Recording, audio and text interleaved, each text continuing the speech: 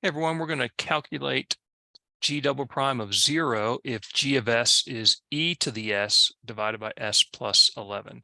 So this is the second derivative of the function g. So I'm going to find the second derivative of the function g, and then when I have it, I want to plug in s equals 0.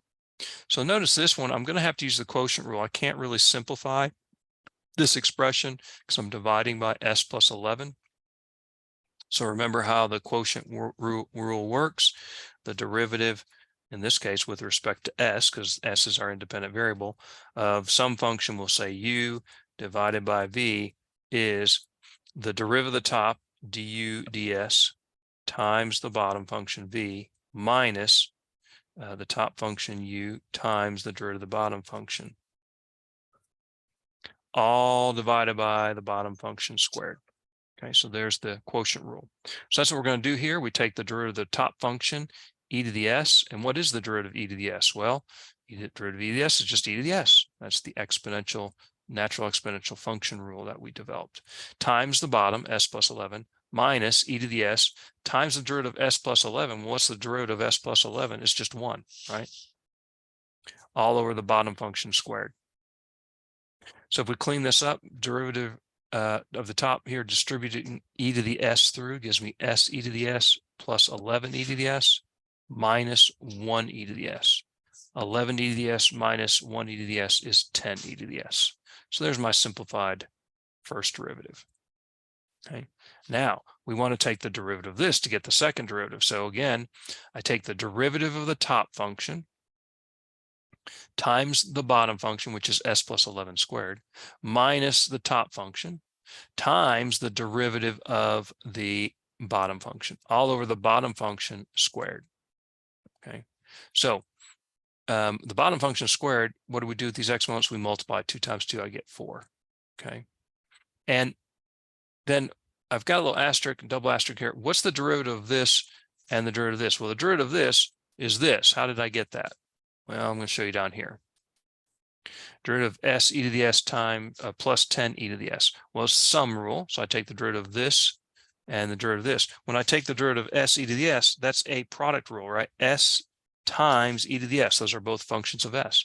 So I have to take the product rule. Derivative of s, which is 1 times e to the s, plus s times the derivative of e to the s, which is e to the s. Derivative of 10 e to the s, 10 is a constant multiple, pulled out. Derivative of e to the s is just e to the s. I get 10 e to the s.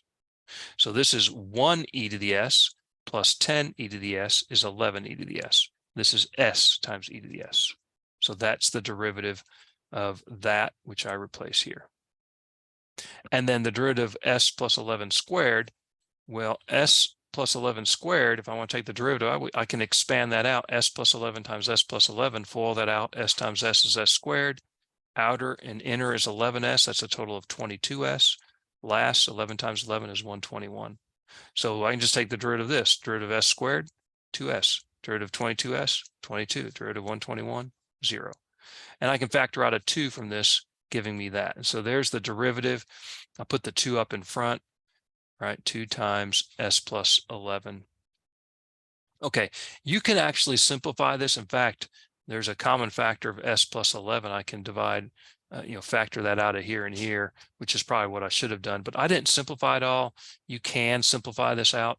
I'm just going to go ahead and plug in because that's what we really wanted. We didn't want to know what g double prime of s was in this problem, just g double prime of 0. So I can just go ahead and let s be 0. And the interesting thing is when I let s be 0 here, 0 times e to the 0, well, 0 times 1 is 0. That's 0. 11 times e to the 0, remember, e to the 0 is not 0, but it's 1. So this would be 11. This would be 0 plus 11 squared, or 11 squared. 2. That's 0, right, if s is 0. And this is 10 times e to the 0, or 10. And then s is 0 plus 11 is 11. Okay, so cleaning this up, of course, in the bottom, I get 0 plus 11 to the 4th, or 11 to the 4th power.